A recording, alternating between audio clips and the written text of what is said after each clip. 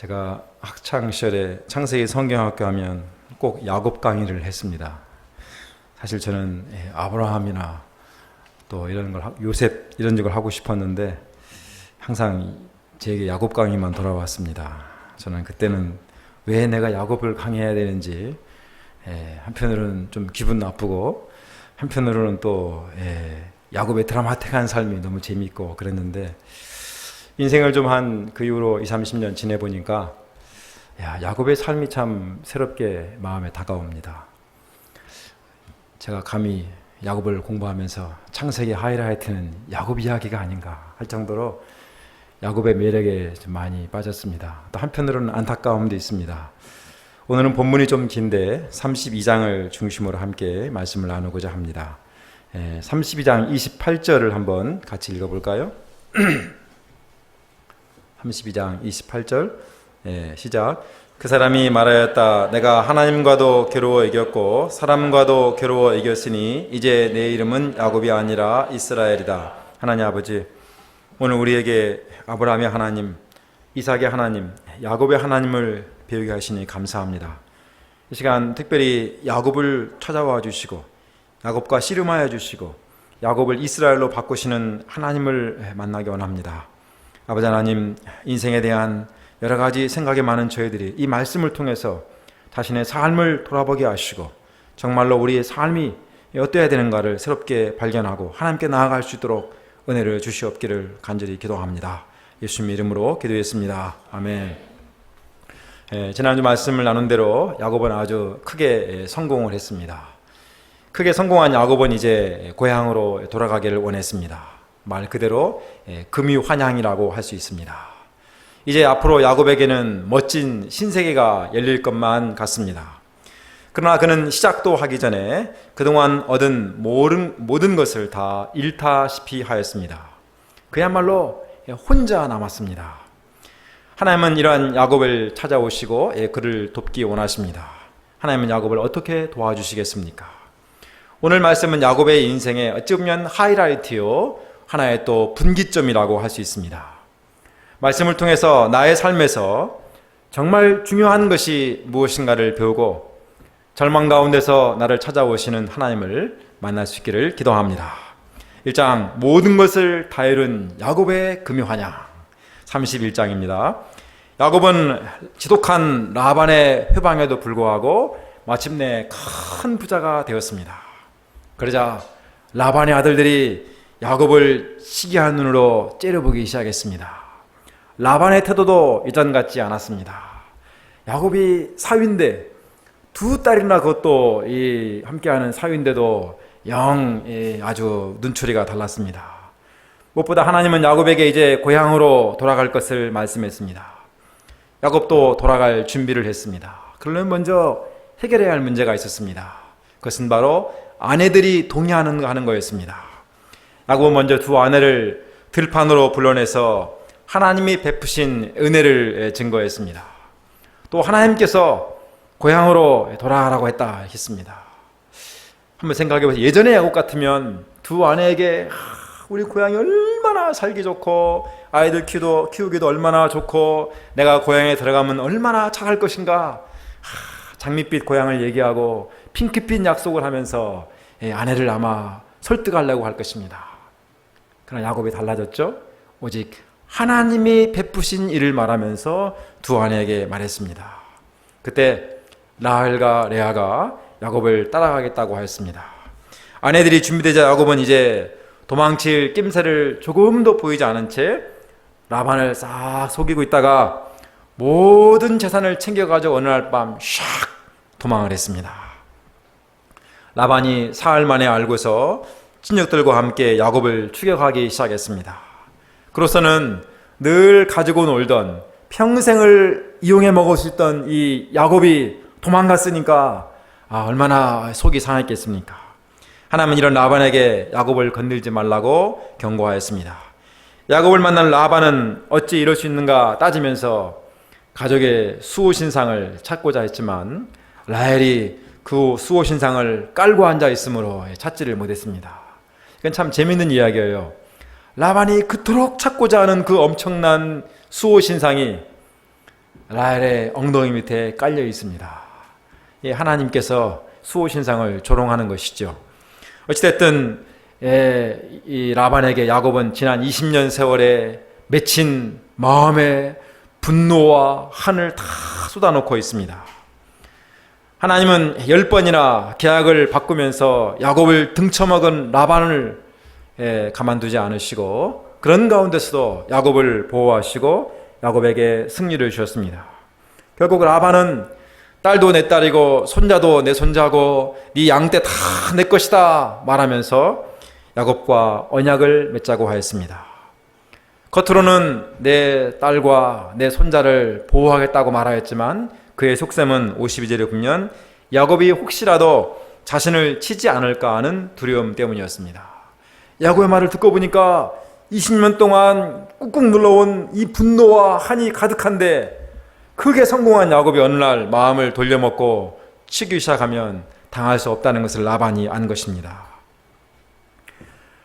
결국 하란에서의 야곱의 생활은 라반과 죄악을 맺는 것으로 끝이 났습니다. 이제 야곱은 라반이 두려워할 정도로 큰 성공을 이루었습니다. 이제 두 아내와 자식들과 많은 가축들과 사회적인 성공까지 이룬 후에 야곱은 고향으로 돌아갔습니다. 야곱은 오늘 모든 사람들이 바라는 부와 명예와 모든 것들을 다 소유했습니다. 이제 그의 인생의 드라마는 짠짠짠 해피엔딩으로 막 진행될 것만 같습니다. 그 앞에는 모든 것을 다 이룬 자의 행복한 신세계가 펼쳐질 것만 같습니다. 그런데 과연 그렇게 되었습니까? 2장 모든 것을 다 보내고 홀로 남은 야곱 32장을 보겠습니다. 고향으로 향하는 야곱 앞에 하나님의 천사들이 나타났습니다.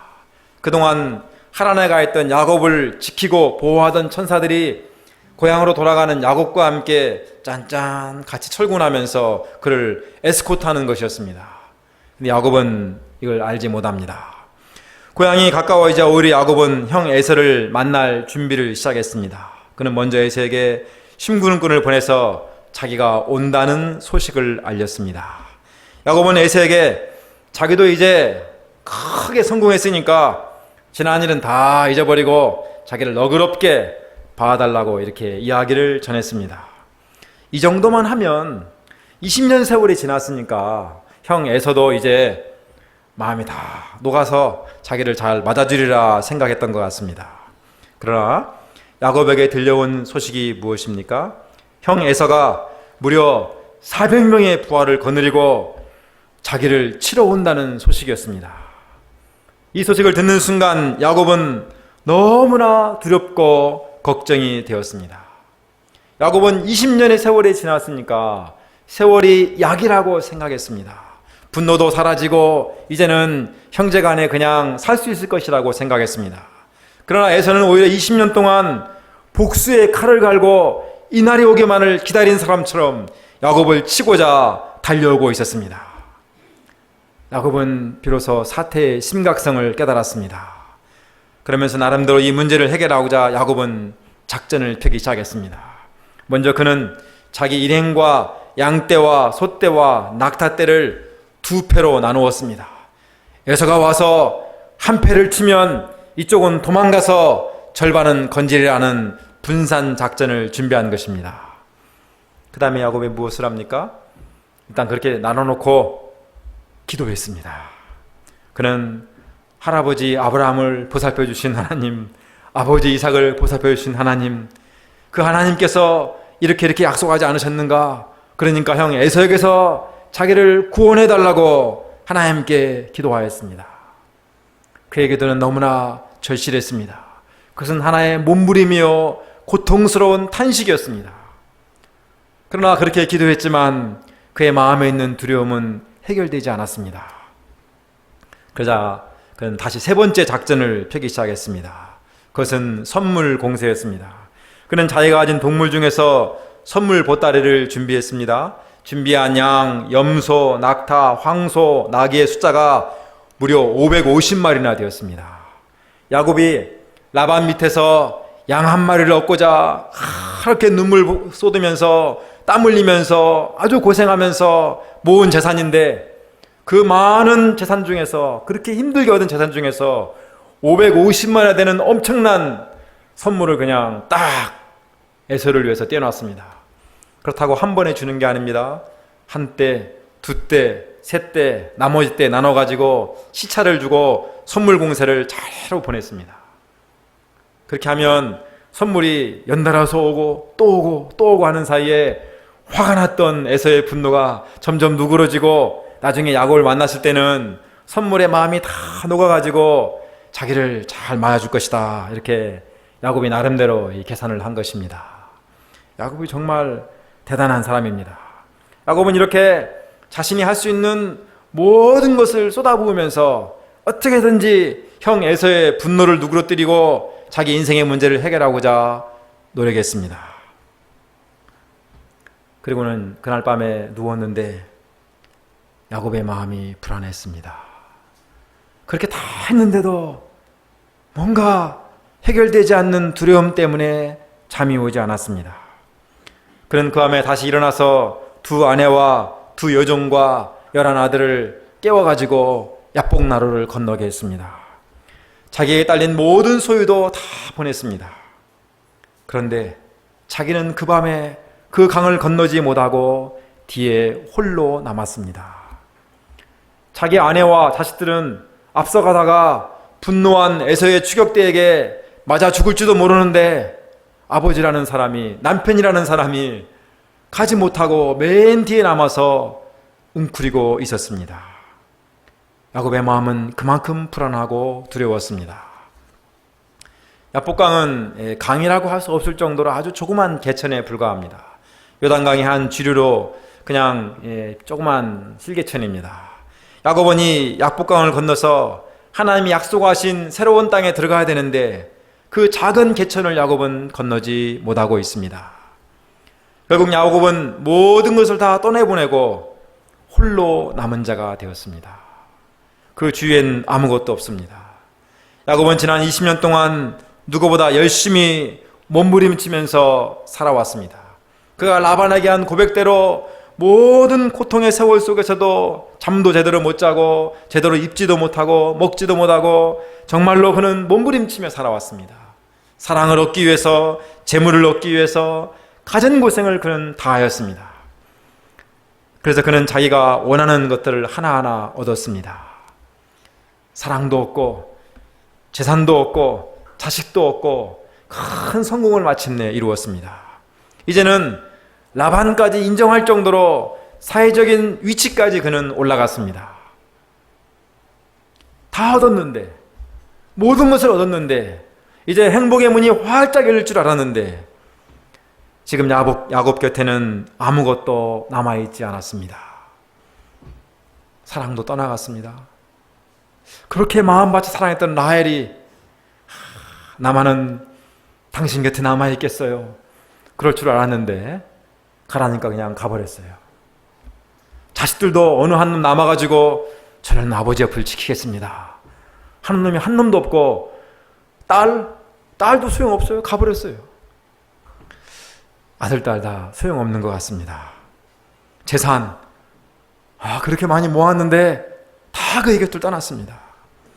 사회적인 명성 아무 소용도 없습니다.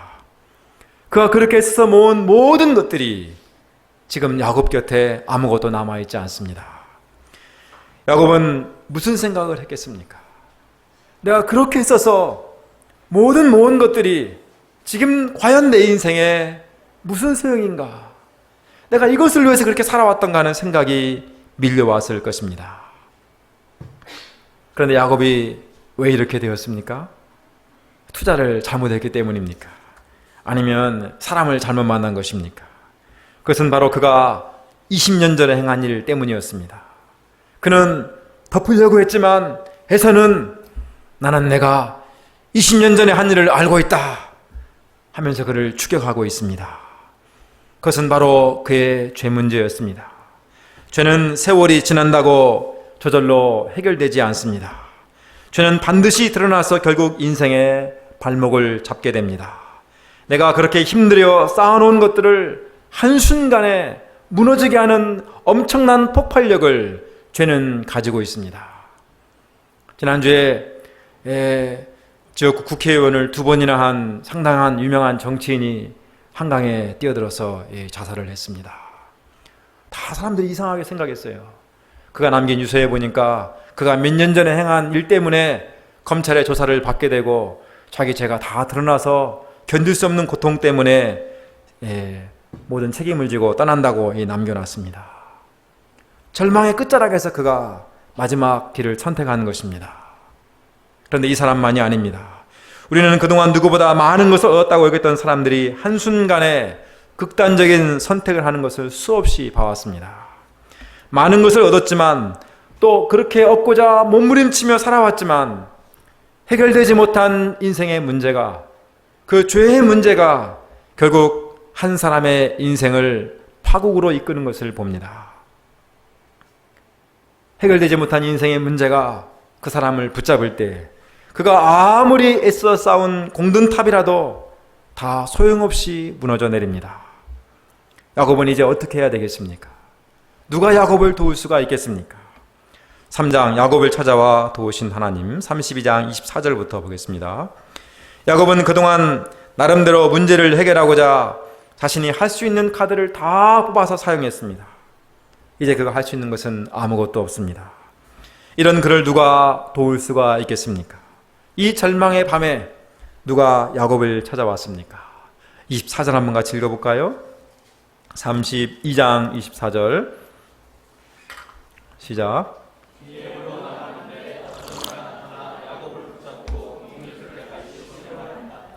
이 어떤 이는 바로 하나님이십니다. 아무도 야곱을 도울 수 없는 그때, 그 무엇도 야곱에게 아무런 도움이 되지 않는 그때, 그 절망의 밤에 하나님께서 야곱을 찾아오셨습니다. 야곱을 찾아오신 하나님은 야곱과 씨름을 하였습니다. 우리가 생각할 때는 야곱을 찾아와서 말씀을 가르치고 회개하라고 막 할 것 같은데 하나님은 아주 액티브하게 야곱과 이 씨름을 했습니다. 야곱의 인생은 사실 씨름하는 인생이라고 할 수도 있어요. 야곱은 장자권을 놓고 에서와 씨름했고 하나님의 축복을 받고자 아버지 이삭과도 씨름을 했습니다. 장인 라반과도 20년 동안 자기 원하는 것을 얻고자 씨름을 했다고 할 수 있습니다. 야곱은 이렇게 자기 의지와 성실과 눈물과 땀을 가지고 사람과 씨름하고 환경과 씨름하면서 이겨서 살아온 인생이라고 할 수 있지요.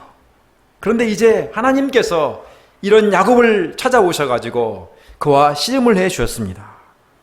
씨름은 힘과 기술을 가지고 상대방을 꺾는 것이죠. 넘어뜨리는 것입니다.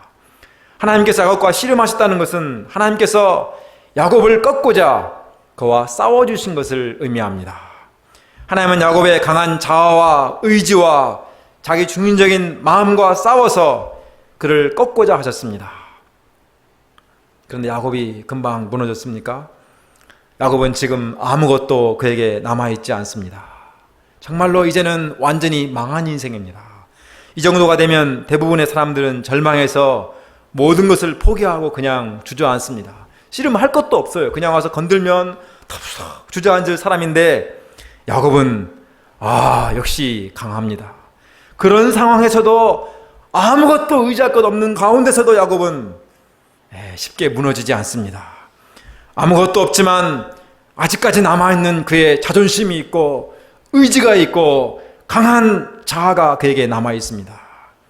강한 고집과 의지가 그를 버티게 하고 있습니다. 역시 소문대로 야곱은 강합니다. 그는 결사적으로 끝까지 매달리며 밤새도록 싸웠습니다. 넘어짓 하면서도 다시 그냥 끝까지 버텼습니다. 역시 야곱입니다. 정말 어떤 가운데서도 결코 무너지지 않는 야곱은 대단히 훌륭한 사람입니다. 멋진 사나이죠? 그러나 인간적으로는 대단하고 훌륭하고 정말로 멋져 보이지만 영적으로 보면 정말로 질긴 아주 완악한 죄인입니다. 아주 지독한 놈입니다. 하나님은 이런 야곱을 포기할 수도 있습니다. 그냥 씨름할 게 아니라 확 던져버리든가 그냥 발로 뻥 차버리고 그냥 끝낼 수도 있습니다. 그러나 하나님은 이러한 그를 포기하지 않으셨습니다. 하나님은 도저히 그냥은 그를 이길 수 없다는 것을 아시고 야곱의 엉덩이뼈를 씌었습니다. 엉덩이뼈는 이 골반뼈죠. 사람이 죽어서 묻혀서 살은 다 썩고 다른 뼈는 다 썩어도 남는 뼈가 이 머리뼈하고 골반뼈가 남습니다. 이 엉덩이뼈는 상체와 하체를 연결해주는 몸 중에서 가장 중요한 중심뼈고 뼈 중에서도 가장 강한 뼈입니다. 이 강한 엉덩이뼈를 하나님께서 치신 것입니다. 천하의 야곱도 더 이상 버틸 수가 없었습니다. 하나님은 결사적으로 버티고 몸부림치는 야곱을 꺾고자 이 반칙을 하신 것입니다. 씨름하다가 엉덩이뼈 치면 안 되죠. 그건 반칙이죠. 심판이 있었다면 아마 하나님이 진 거예요. 근데 왜 하나님께서 이렇게 편법을 써가지고 반칙을 해서라도 야곱을 꺾고자 하신 것입니까? 하나님의 자존심 때문이었겠습니까? 하나님이 왜 야곱을 어쩌든지 하여튼 이겨먹으려고 꺾으려고 하신 것입니까? 이것은 야곱을 살리기 위한 것입니다. 이것이 바로 야곱의 인생이 변화되고 그가 하나님의 축복을 받는 길이기 때문입니다.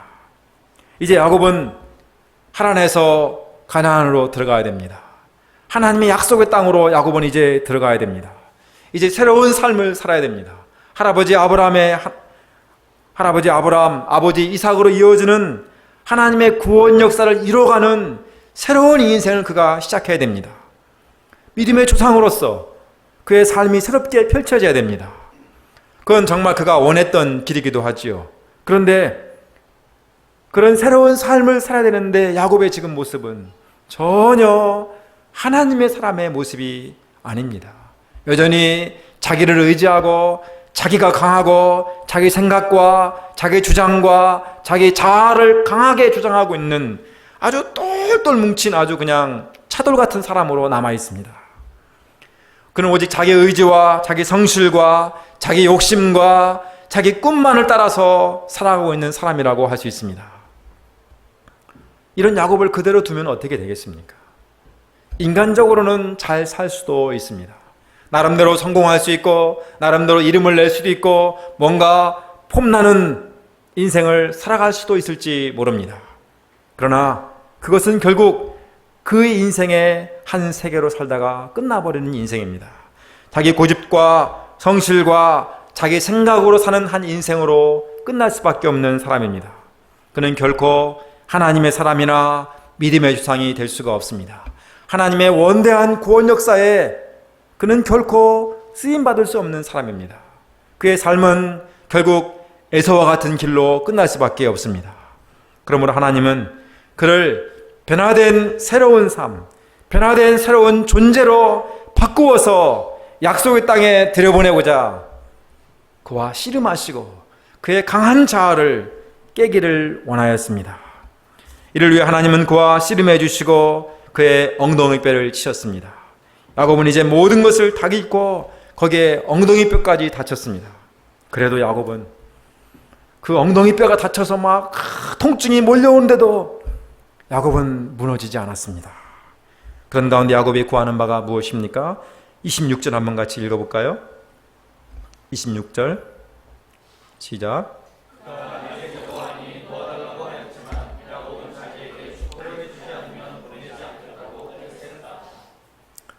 엉덩이뼈를 다쳤는데도 야곱은 삿발을 놓지 않습니다. 그는 포기하지 않습니다. 날이 새려고 할 때 이제 하나님도 더 이상 이런 놈은 내가 생전에 못 봤다 버리고 떠나려고 했습니다. 그러자 마침내 야곱이 무너지시 때를 쓰며 하나님께 구하였습니다. 나를 축복해 주십시오. 나를 축복하지 않으면 내가 놓아주지 않겠습니다. 나를 축복해 주십시오. 나를 좀 도와주십시오. 그는 사정하고 있습니다. 그런데 우리가 한 가지 생각해 볼 게 있어요. 지금 야곱의 문제는 에서의 문제입니다. 에서 때문에 야곱은 두렵고 불안하고 떨립니다. 에서 때문에 모든 것을 다 잃어버릴 지경이 되었습니다. 그러면 야곱이 무엇을 구해야 되겠습니까? 하나님, 에서 좀 어떻게 말려주세요. 어떻게 좀 해주세요. 에서에게서 나를 좀 구해주세요 하는 것이 올바른 기도라고 할 수 있지요. 그런데 야곱이 구하는 것이 좀 이상합니다. 오히려 그는 에서의 문제를 놔두고 하나님께 축복을 구하고 있습니다. 하나님께 축복을 구하는 그가 달라진 것이 무엇이겠습니까? 이제까지 야곱은 자기에게 주어진 인생 문제를 스스로 해결하는 데 매달려 왔습니다. 그가 사랑이다 라고 필이 꽂히면 사랑을 위해서 매달렸습니다. 돈이 필요하다 그러면 돈을 벌기 위해서 매달렸습니다. 형 에서가 문제가 된다 그러면 형 에서 문제를 해결하는데 모든 것을 쏟아부었습니다. 그는 늘 이렇게 자기의 문제가 생기면 그 문제를 해결하는데 모든 것을 집중했다고 할 수 있습니다. 이러한 그의 인생은 한마디로 발등에 떨어진 불을 끄는 인생이라고 할 수 있습니다. 발등에 떨어지는 불을 끄는 그의 인생, 그것을 위해서 모든 것을 쏟아부는 그의 인생의 결론은 절망이었습니다. 아무리 몸부림을 쳐도 해결할 수 없는 인생의 문제가 그에게 있었습니다. 자기 죄는 무엇을 해도 어찌할 수 없었습니다. 이제 야곱은 한 가지를 깨달았습니다. 발등에 떨어진 불을 끈다고 인생의 문제가 해결되는 것이 아니라는 것을 야곱은 비로소 깨달았습니다. 무엇보다도 그 불을 자기가 끌려고 아무리 매달린다고 되는 것이 아니라는 것을 야곱은 알았습니다. 그리고 그는 이제 인생의 정말 중요한 것은 내가 스스로 문제를 해결하는 것이 아니라 하나님의 복을 받아야 한다는 것을 야곱은 깨달았습니다. 하나님만이 문제 해결의 전부이고 하나님이 복을 주시면 인생에 어떤 문제가 있어도 해결될 수 있다는 것을 야곱은 깨달았습니다.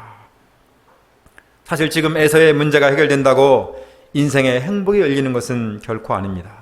인생의 모든 문제가 해결되는 것은 아니죠. 또 다른 일들이 그 앞에 기다리고 있습니다. 우리 인생에 당장 급한 문제가 있습니다. 어떤 사람에게는 시험이 급하고 어떤 사람에게는 결혼이 급하고 어떤 사람에게는 취업이 급합니다. 또 부모들에게는 자녀 문제가 급합니다. 그 문제가 해결된다고 해서 인생 문제가 다 해결될 것처럼 보이지만 결코 그렇지 않습니다. 산 넘어 산입니다. 야곱의 인생에도 수없이 많은 인생의 뇌관들이, 폭탄들이 그를 기다리고 있습니다. 그것만 해결하려고 하다 보면, 늘 문제만 해결하려고 하다 보면 결국 그 문제만 해결하다가 그의 인생은 끝이 날 것입니다. 사실 많은 사람들이 그렇게 살아갑니다. 눈앞에 보이는 문제, 발등에 떨어진 불을 끄고자 막 안달안달 하다가 세월을 다 보냅니다. 그러나 야곱은 한 가지를 분명히 깨달았습니다. 내 인생이 내가 하는 것이 아니라 하나님께 길이 있고 하나님이 답이라는 것을 야곱은 비로소 알았습니다. 내가 문제를 해결하려고 뛰어다니는 인생이 아니라 하나님의 축복으로 사는 것이 인생이라는 것을 야곱은 비로소 알았습니다. 그래서 야곱은 하나님께 비로소 축복을 구하고 있습니다. 그의 인생의 패러다임이 바뀐 것입니다. 하나님은 이런 야곱을 어떻게 축복해 주셨습니까? 27절 한번 같이 읽어볼까요? 27절 시작. 그가 야곱에게 물었다. 너의 이름이 무엇이냐? 야곱이 대답하였다. 야곱입니다. 하나님은 또 복을 달라는 그에게 이름을 물어보았습니다. 내 이름이 무엇이냐? 원래 이름은 씨름하기 전에 서로 묻는 것이죠. 그러죠? 이름이 뭡니까? 라이트급입니까? 레프트급입니까? 이렇게 물어봐야 되는데 이제 와서 이름을 묻습니다. 야곱은 자신의 이름이 야곱이라고 하였습니다. 야곱이란 이름은 겨룸이란 뜻이죠. 다툼이라는 뜻이죠. 또 속임이라는 뜻이죠. 야곱이라는 이름은 그의 인생을 한마디로 응축해 놓은 이름입니다. 그의 이름은 오직 자기 욕심과 자기 의지와 자기 꾀로 살아온 이름의 전부입니다. 그의 이름은 곧 그의 인생이요 그의 정체성이라고 할 수 있습니다. 그런데 하나님은 그의 이름을 어떻게 바꾸셨습니까? 28절도 한번 같이 읽어볼까요? 28절 시작.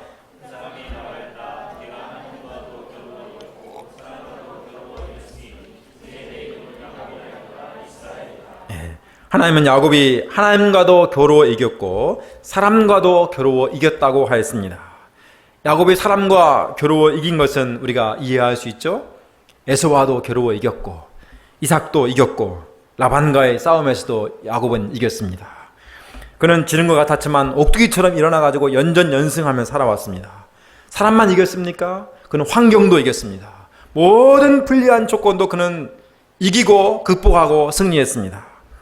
그리고 그는 모든 것을 성공한 신화 창조를 이루었습니다. 그러나 하나님과의 씨름에서 사실 그는 졌죠. 그런데 하나님은 그가 겨루 이겼다고 말씀해 주십니다. 왜 하나님께서 야곱이 이겼다고 말씀하십니까? 하나님께서 야곱의 엉덩이 뼈를 치면서 반칙했기 때문에 네가 넘어지긴 했지만 내가 반칙했으니까 사실 네가 이긴 거다, 그런 뜻이겠습니까? 그것은 야곱이 씨름에는 졌지만 그의 강한 자아가 깨지고 의지가 꺾여짐으로 이제는 하나님께 축복을 구하는 자가 되었기 때문에 그가 이겼다고 하나님이 의미를 부여하셨다고 볼 수 있습니다. 명분은 하나님이 얻었지만 실속은 야곱이 챙겼습니다. 그런 점에서 하나님은 야곱이 하나님과 겨루어 이겼다고 인정해 주었습니다. 그리고 그의 이름을 겨루어 이김이라는 뜻에서 야곱에서 이스라엘로 바꾸어 주셨습니다. 야곱의 인생은 사람과 겨루어 이기고자 하는 인생이라면 이스라엘은 하나님과 겨루어 이기는 삶이요 하나님께 축복을 구하는 삶을 나타냅니다. 야곱의 인생이 자기의 의지와 성실과 강한 자아로 뭉쳐가지고 자기 것을 이뤄가는 삶이라면 이스라엘은 하나님께 순종하고 하나님께 구하고 하나님의 복을 받아 살아가는 삶이라고 할 수 있습니다. 야곱의 인생이 내가 주인이고 내 꿈을 이뤄가는 삶이라면 이스라엘의 인생은 하나님의 주인이고 하나님의 소망을 이뤄가는 삶이라고 할 수 있습니다. 하나님은 야곱을 이스라엘로 바꾸어 주심으로 그의 사는 방식이 바뀌고 존재가 바뀌고 목적이 바뀌고 중심이 바뀌는 새로운 존재로 만들어 주셨습니다. 야곱은 이제 약속의 땅에서 변화된 새로운 존재로 새로운 삶의 방식으로 새로운 삶의 목표를 가지고 살아가는 살도록 인도해 주신 것입니다. 이후 야곱은 어떻게 달라졌습니까? 야곱은 자신과 씨름하여 주신 분이 바로 하나님이심을 깨달았습니다. 하나님께 차인인 자기를 심판하지 않으시고 구원하신 은혜를 깨닫고 그곳의 이름을 브니엘이라고 불렀습니다. 그가 브니엘을 지날 때에 해가 솟아올라서 그를 비추었다고 하였습니다. 이것은 어둠의 터널을 지나고 이제 야곱의 내면에 광명의 햇빛이 임한 것을 의미합니다. 하나님과 씨름하는 가운데 야곱의 마음에 가득했던 모든 두려움과 절망의 어두움이 사라졌습니다. 이제 하나님이 주는 축복의 빛으로 그는 가득 채워지게 되었습니다. 그는 하나님이 엉덩이뼈를 치셨기 때문에 절뚝거리며 걸어갔습니다. 그러나 그의 내면은 기쁨과 감사와 새로운 희망으로 가득하였습니다. 그는 행복한 절름발이가 되었습니다. 이 야곱은 에서를 만날 때에도 어떻게 달라졌습니까? 31장 3절을 보면 이제까지 맨 뒤에서 움츠리고 떨던 야곱이 이제는 맨 앞으로 나가고 있습니다. 그렇죠? 그리고 형 에서에게 가까이 나아가서 먼저 인사하고 있습니다. 에서도 야곱에게 달려와서 끌어안고 영접합니다. 이렇게 해서 두 형제는 서로 기쁨 가운데 상봉을 하였습니다. 야곱을 치고자 달려오던 이 에서의 돌격대가 이제는 야곱과 그의 식구들을 에스코트하는 경호대가 되었습니다. 우리 인생을 한번 생각해 보십시오. 많은 사람들이 어떻게 하면 더 많은 것을 얻을 수 있을까? 어떻게 하면 내가 원하는 것을 얻을 수 있을까? 몸부림치며 살아가고 있습니다. 그러나 아무리 많은 것을 소유할지라도 모든 것을 다 이룬다 할지라도 내 자신이 달라지지 않으면 결국 아무것도 아니라는 것을 야곱은 우리에게 보여줍니다. 내가 애써서 모든 것들이 그것이 무엇이든 간에 나의 삶을 구하지 못합니다. 절망에서 두려움에서 무엇보다 나의 죄에서 나를 구원하지 못합니다. 그러나 하나님은 절망 가운데 있는 나를 찾아와서 나와 씨름해 주시고 나를 돕기를 원하십니다. 하나님은 나의 이름을 바꾸시고 나를 새롭게 하여 주기 원하십니다. 야곱의 삶에서 이스라엘이 되기를 원하십니다. 이 하나님의 사랑을 감사하고 찬양합니다.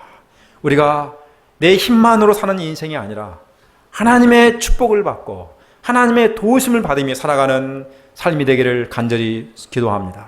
무엇보다도 내 삶이 내 의지와 내 성실과 내 꿈을 향해 가는 삶이 아니라, 야곱의 삶이 아니라 이스라엘이 되어서 하나님의 복을 받고 하나님의 소망을 따라 살아가는 삶이 될 때 우리의 인생은 햇빛이 비치는 새로운 삶으로 나아갈 것을 믿고 확신합니다.